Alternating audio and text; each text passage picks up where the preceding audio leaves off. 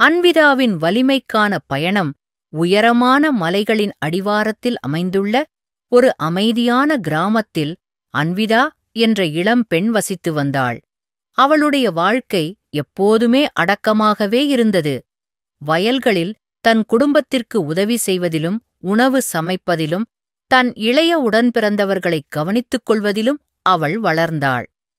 தனது நாட்கள் கடின உழைப்பால் நிரம்பியிருந்த வேளையில் உலகின் சவால்களால் அசைக்கப்படாமல் நிமிர்ந்து நிற்கக்கூடிய ஒரு வாழ்க்கையை அன்விதா அடிக்கடி கனவு கண்டாள்.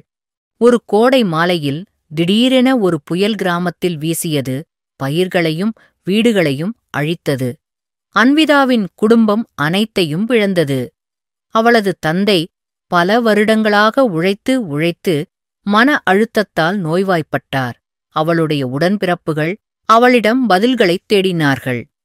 பயம் அவள் இதயத்தைப் பற்றிக் கொண்டாலும் தான் பொறுப்பேற்க வேண்டும் என்று ஆமினா அறிந்தாள். கிராமத்தை விட்டு நகரத்திற்குச் செல்ல அவள் முடிவு செய்தாள்.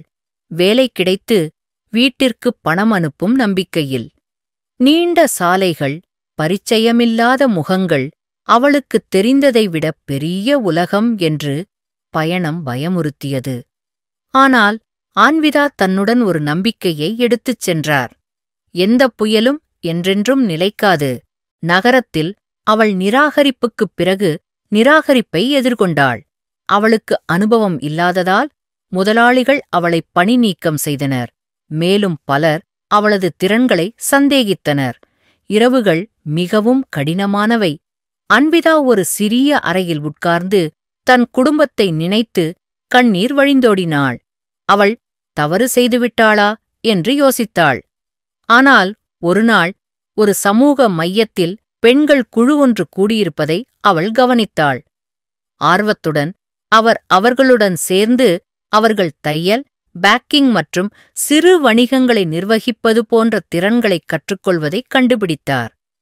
அன்விதா தயங்கினாள். அவள் சொந்தமா என்று தெரியவில்லை. ஆனால் அம்பிகா என்ற வயதான பெண் அவளைத் தங்கும்படி ஊக்குவித்தார். உனக்குத் தெரிந்ததை விட நீ வலிமையானவள், குழந்தை என்றாள் அம்பிகா. வலிமை என்பது ஒருபோதும் வீழ்ச்சியடையாதது அல்ல, அது ஒவ்வொரு முறையும் எழுந்திருப்பது பற்றியது. தையல் தொழிலில் தேர்ச்சி பெற்றாள். இறுதியில் அவள் அக்கம் பக்கத்தில் உள்ளவர்களுக்கு ஆடைகளைத் தைக்க ஆரம்பித்தாள். அவளுடைய திறமை பற்றிய செய்தி பரவியது. விரைவில் அவளால் கையாளக்கூடியதை விட அதிகமான ஆர்டர்கள் கிடைத்தன. அவள் போட்ட ஒவ்வொரு தையலுக்கும் அன்விதாவின் தன்னம்பிக்கை அதிகரித்தது.